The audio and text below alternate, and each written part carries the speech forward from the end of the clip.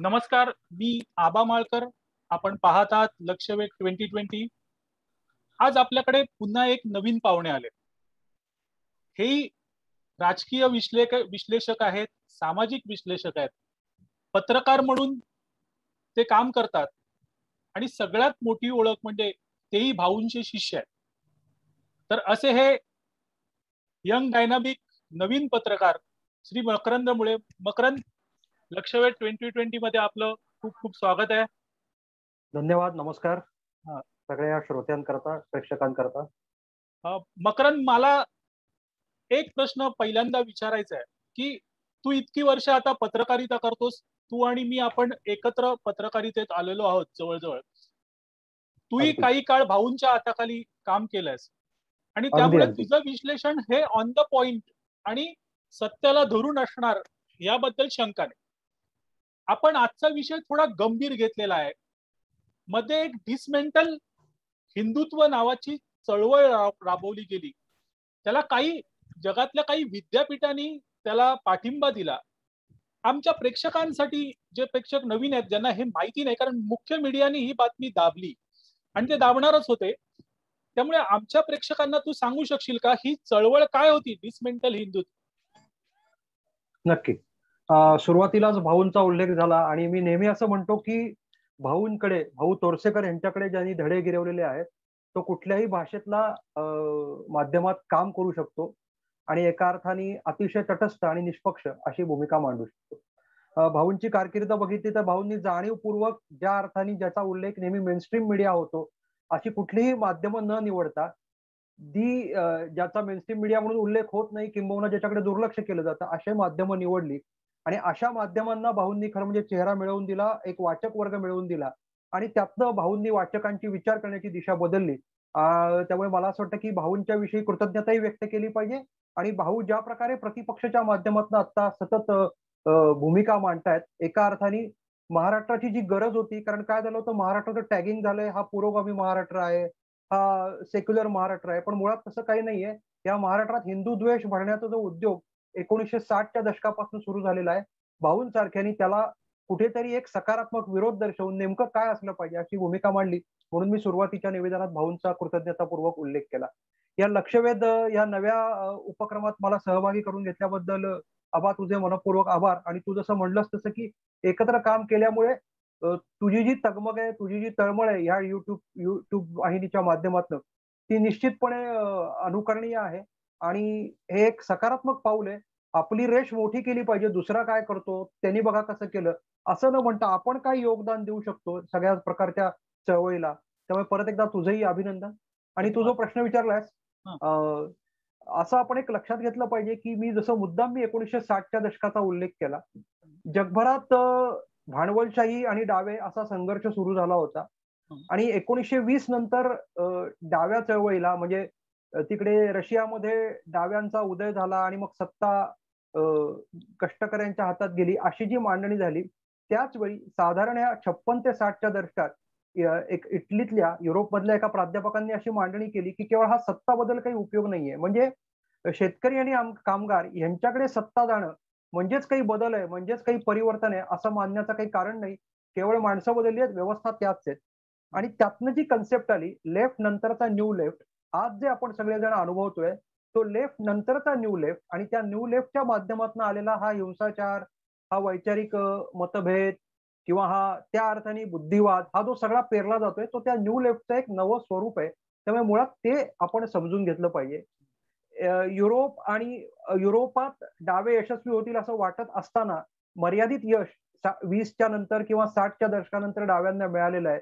त्याच वेळी 2 महायुद्ध झाली, दुसऱ्या महायुद्धानंतर अमेरिका सुपर पॉवर झाली होती आणि अमेरिका एक भांडवलदारांचं राष्ट्र म्हणून उदयास आलं होतं. डावे पण, वैचारिक डावे पण अमेरिकेने नाकारलं होतं. अशा काळात आपण लक्षात घेतलं पाहिजे, व्यवस्थात्मक जरी डावे पण अमेरिकेने नाकारलं असलं किंवा होतं, तरी सुद्धा अमेरिकेतली महाविद्यालय, शैक्षणिक संस्था, प्राध्यापक यांच्यात जे डावे पण पेरलं गेलं किंवा डावे पण आलं, ती या न्यू लेफ्टची एक विस्तारित आवृत्ती होती. मग आपण ज्याचा हिप्पी संस्कृती म्हणून चर्चा करतो, ती इप्पी संस्कृती त्याच काळात उदयाला आली होती आणि त्या सगळ्या न्यू लेफ्टच्या कल्पनेचं पहिली मांडणी अशी होती की सांस्कृतिक प्रभुत्व नष्ट केलं पाहिजे. जोपर्यंत तुम्ही सांस्कृतिक प्रभुत्व नष्ट करत नाही तोपर्यंत तुम्हाला अपेक्षित परिवर्तन किंवा अपेक्षित राज्य येणार नाही. आणि आज जे हिंदुत्व, डिसमेंटलिंग हिंदुत्व अशी जी मांडणी केली जाते त्याचा धागा हा त्याच्याशीच जोडलेला आहे. ज्या ज्या व्यवस्था आहेत त्या उद्ध्वस्त करा, त्या उद्ध्वस्त केल्याशिवाय आपण टिकणार नाही अशी मांडणी या सगळ्यातनं केली जाते. आणि भारतात करण्याचं कारण आपल्याला सगळ्यांना माहिती आहे की ब्रिटिशांचं राज्य होतं, त्याच्यापूर्वी मुघलांचं इस्लामिक आक्रमण होतं. अशा सगळ्या परकीय आक्रमणाच्या काळातला सुद्धा इथलं हिंदूपण, इथला हिंदू धर्म, संस्कृती, परंपरा या सगळ्या टिकल्या. कधीतरी त्या खचल्या, थोड्या मागे गेल्या, थोड्या पराभूत झाल्यासारख्या वाटल्या, पण त्या नष्ट झालेल्या नाहीयेत. जगाचा जर आपण सगळा नकाशा बघितला किंवा जागतिक स्थिती जर बघितली तर जिथे जिथे इस्लाम आणि ख्रिश्चॅनिटी या दोघांनी आक्रमणं केलेली आहेत तिथे तिथे त्यांनी त्यातले स्थानिक ज्या संस्कृती किंवा धर्म किंवा प्रथा परंपरा आहेत त्या नष्ट केलेल्या आहेत. आपण पारशी समाजाचं नेहमी उदाहरण देतो. त्यामुळे ही सगळी जी काही मांडणी आहे, एकेश्वरवादाची मांडणी आहे, सह अस्तित्व मान्य नाहीये, आम्हीच बरोबर, आमच्याकडे याल, आमच्या बरोबर याल तरच तुमचं अस्तित्व आहे, हा सगळ्या मांडणीचा जो गाभा आहे तो फिरत फिरत फिरत वाटचाल करत करत डिसमेंटलिंग हिंदुत्व यापर्यंत आलेलं आहे. ही मांडणी अतिशय खुबीने केलेली आहे. हिंदूपण आणि हिंदुत्व, हिंदू धर्म आणि हिंदुत्व या दोन वेगळ्या संकल्पना आहेत असं आपल्याला बिंबवलं गेलेलं आहे. दुर्दैवाने मी ज्या ब्रिटिशांचा उल्लेख केला, ज्या प्रकारची शिक्षण पद्धती आपण सगळ्यांनी अवलंबलेली आहे स्वातंत्र्यानंतर, त्यामुळे एक वसाहतवादी मानसिकतेतनं आपण आपलं शिक्षण घेतलंय. आपण आजही त्याच दृष्टिकोनातनं सगळ्या प्रश्नांकडे बघतो. आपल्याला आठवत असेल की काही दिवसापूर्वीच अगदी नुकतंच सर्वोच्च न्यायालयाच्या सन्माननीय न्यायाधीशांनी सुद्धा अशी भूमिका व्यक्त केली की कायदे सुद्धा जे आहेत ते त्या वसाहतवाद मानसिकतेतनं आलेले आहेत. त्यामुळे अशा सगळ्या पार्श्वभूमीवर परत एकदा हिंदूपण, हिंदुत्व पराभूत करणं आणि भारत आज जो काही एक सुपर पॉवर म्हणून उभा राहतोय त्याचं परत एकदा खच्चीकरण केलं पाहिजे. त्याकरता अवलंबलेली चळवळ म्हणजे दुसरं तिसरं काही नसून डिसमेंटलिंग हिंदुत्व आपल्या लक्षातच येईल, नावातच उद्ध्वस्तीकरण आहे. त्यामुळे अस्तित्वच मान्य नाहीये, समूळ नष्टता हीच मानसिकता ज्या विचारधारेची आहे तेच आज अतिशय आकर्षक मुखोटे घेऊन पुढे आलेले आहेत.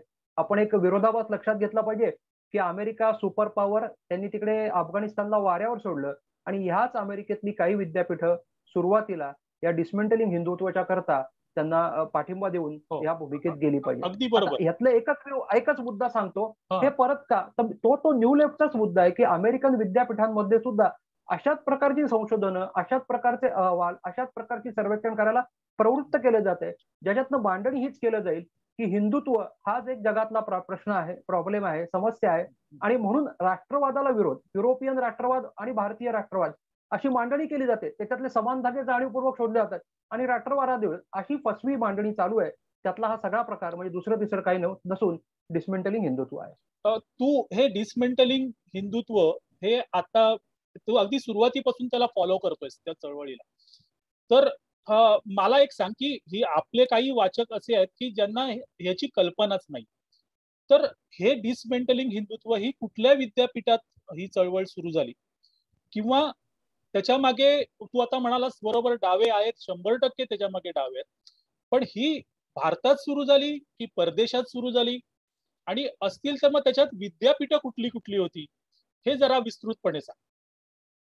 थोडं आपण गेल्या एक 8-10 वर्षातलं आपल्याकडचे जर काही राजकीय बदल आणि त्या राजकीय बदलामुळे वैचारिक बदलांना आलेली गती जर लक्षात घेतली तर जेएनयूच्या कॅम्पसवर जो काही सगळा प्रकार घडला, असे जे काही आपल्याला दिसताना ती एखादा घटना वाटते एका गावातली, एका राज्यातली, परंतु त्याचं जर बिंदू जोडले तर त्याचं जे चित्र निर्माण होते एका अर्थाने 2014 नंतरचा भारतातला झालेला सत्ता बदल आणि केवळ सत्ता बदल हा तो केवळ राजकीय सत्ता बदल न राहता वैचारिक बदल झाला. इथल्या भारतीय समाजाचा एक आत्मविश्वास वाढला आणि त्यातनं आपलं हिंदू पण मांडलं पाहिजे, त्याच्याविषयी लाज न बाळगली पाहिजे, ही भावना जी रुजत गेलेली आहे ती वाढती अनुकूलता हिंदूपणाचे जे कोणी वैरी आहेत, शत्रू आहेत, त्यांना अस्वस्थ करणारी आहे. आणि म्हणून परत परत मी त्या 60च्या दशकात नेतोय की हे जर सगळ्याला आव्हान द्यायचं असेल तर ते कुठून देता येईल. म्हणून मग महाविद्यालय, विद्यापीठ, विद्यार्थी, कारण हा जो असा एक मोठा गट आहे किंवा हे असं वय आहे की त्यात हे सगळं आकर्षण असतं. क्रांती केली पाहिजे, एल्गार केला पाहिजे, घोषणा दिल्या पाहिजेत, म्हणून हा केंद्रबिंदू सुरुवातीला जेएनयू करण्याचा प्रयत्न झाला. विरोधकांच्या दुर्दैवानी म्हणा किंवा भारताच्या सुदैवानी म्हणा काही प्रमाणात तरी हे डाव हाणून पाडले, हे समाजानेच हाणून पडलेले आहेत. कुठल्याही संघटना, पक्ष, झेंडा याला काही करावं लागलं नाही. समाजात जी जागृती येते त्याच्यापासून लोक सावध होत आहेत आणि त्याला रिटॅलिएट करायला लागलेत, वैचारिक प्रत्युत्तर द्यायला लागलेत. भारतात आता आपली डाळ शिजत नाही आणि आपली अस्वीकृती वाढतीये आणि हिंदूपणाची स्वीकृती वाढतीये. आपल्याला प्रश्न विचारले जात आहेत, इतके दिवस प्रश्नच विचारले जात नव्हते. हे लक्षात घेऊन जाणीवपूर्वक अमेरिकेतली विद्यापीठं निवडली गेली. बरीच विद्यापीठ आहेत. आता लक्षात घ्या आपण की ज्यावेळी याची सगळी चर्चा सुरू झाली त्यावेळी अनेक विद्यापीठं म्हणली की आम्हाला माहितीच नव्हतं. अनेक विद्यापीठांनी काढता पाय घेतलेला आहे. त्यामुळे नंबर ऑफ विद्यापीठं किंवा संख्या खूप जास्ती होती. हळूहळू म्हणता म्हणता ती सगळी कमी आलेली आहे. परत एकदा जशी भारतात जागृती आहे तशी देशभरात विश्वातही हिंदुत्वाची अनुकूलता वाढतीये. आपल्याला असं नेहमी वाटतं की आपण काही झालं की ते आत्ताच्या राजवटीशी जोडतो. पण योग दिनाची निर्माण झालेली चळवळ किंवा ही जी 2 वर्ष कोरोनाची आपत्ती आपण भोगतोय त्यातलं भारतीयपणाचं की हिंदूपणाचं आलेलं वैशिष्ट्य जे आहे, आहार विहार, खाण्यापिण्याच्या सवयी, आपली प्रतिकार शक्ती, विचार करण्याची पद्धत, सकारात्मकता, याचा एक नाही म्हटलं तरी जगावर कुठेतरी प्रभाव पडतोय. आणि ही हिंदू जीवनशैली ही अतिशय उपयुक्त आहे असं वाटणं हे खूप प्रमाणात वाढतंय. त्यामुळे अमेरिकेतल्याही हिंदूंनी जागरूकपणे हे जे काही चाललंय ते हाणून पाडण्याचा प्रयत्न केला. तिथे तिथे गट उभे राहिले, तिथले विद्यार्थी उभे राहिले आणि अशा चळवळी बघून त्या विद्यापीठांना काढता पाय घ्यावा लागलेला आहे. आपल्या लक्षात आलं असेल की आता अमेरिकेतली काही राज्य ऑक्टोबर महिन्यात हिंदू हेरिटेज किंवा हिंदू सांस्कृतिक दिवस या नावाचाही उपक्रम करण्याकरता आता पुढाकार घेत आहेत. माझ्या माहितीप्रमाणे टेक्सासच्या गव्हर्नरनी याकरता सुरुवातीला पुढाकार घेतलेला आहे. त्यामुळे केल्याने होत आहे रे, आधी केलेची पाहिजे हा धडा खरं म्हणजे या डिसमेंटिंग हिंदुत्वाच्या विरोधात अतिशय विधायक पद्धतीने मिळालेला आहे. नाही, मला मकरंद, मला एक आठवतं की सोशल मीडियावर विशेषतः फेसबुकवर जशी तुझ्यासारखी काही तरुण मुलं पुढे आली आणि त्यांनी या सगळ्या डिसमेंटल हिंदुत्वाच्या चळवळीच्या विरोधात एक रान उठवलं. त्यांनी सह्या घेतल्या, सह्यांची मोहीम राबवली, लोकांना जागृत करण्याची मोहीम राबवली. आता ही जी तरुण पिढी उभी राहिली या सगळ्या डिसमेंटल हिंदुत्वाच्या मोहिमेच्या विरोधात, ती ना कुठल्या पक्षाची होती ना कुठल्या संघटनेची होती. ते एक हिंदू म्हणून उभे राहिले. काय वाटतं तुला, ही क्रांती कुठून आली? नाही, मी म्हटलं तसं की मुळातच आपण एक लक्षात घेतलं पाहिजे की हिंदू समाजाचा स्वभाव वर्षानुवर्ष, अगदी कितीही वर्ष मागे जा, हा क्रांतीचा नाहीये, तर युगानुकूल परिवर्तनाचा आहे. आपल्या पद्धतीत जे त्याज्य आहे, जे उपयोगी नाही ते सोडून दिलं पाहिजे. त्या सोडून देण्यातही ते गवगवा करत नाहीत. अतिशय प्रबोधनात्मक पद्धतीने ते सोडून देतात आणि जे चांगलं आहे ते स्वीकारण्याची मानसिकता आहे. त्यामुळे हे का दिसतंय, तर हा जो काही बदल गेल्या काही वर्षात जाणवतोय, आम्ही काही केलं तर किमान आमच्या बरोबर कोणी उभं राहील याचा एक जो किमान विश्वास जाणवतोय. आणि ह्यापेक्षाही किती वर्ष दबून राहायचं, का दबून राहायचं, सत्य आपल्या बरोबर आहे आणि तरी आपण त्या असत्याच्या बरोबरीने का उभं राहायचं. तर काही कोणाला फायदे मिळतात, कोणाच्या गोष्टी मार्गी लागतात एवढाच काही संकुचित विचार करून चालणार नाही. तर देश धर्म ही फार व्यापक कल्पना हिंदूपणात आहे. त्याकरता आपण उभं राहिलं नाही पाहिजे आणि आपल्या पुढच्या पिढ्यांकरता उभं राहिलं पाहिजे. ही तरुणाईत खूप मोठ्या प्रमाणात दिसतंय. आपण जर ज्या समाज माध्यमाचा उल्लेख केला, आपण जर बघितलं तर ज्या प्रकारचं तत्परता वाढलेली आहे त्याला मी कधी कधी इंटरनेट हिंदू असं म्हणतो. काही वेळा तो उतावीळ वाटतो आपल्याला, पण अपवाद वगळता एक जे सातत्य आलंय, एक आपल्या विषयीच्या भावना व्यक्त करण्याचं ते धारिष्ट्य आलेलं आहे ते फार महत्वाचं आहे. आणि त्यामुळे एका अर्थाने हिंदूपणाची पताका, सनातन धर्माची पताका कधीतरी कोणीतरी खांद्यावर घेतली होती, ती त्यांनी का घ्यावी, आपणही घेतली पाहिजे. हे जे वाटणं या सगळ्या मंडळींचं ते आता व्यक्त होत आहे. अगदी बरोबर.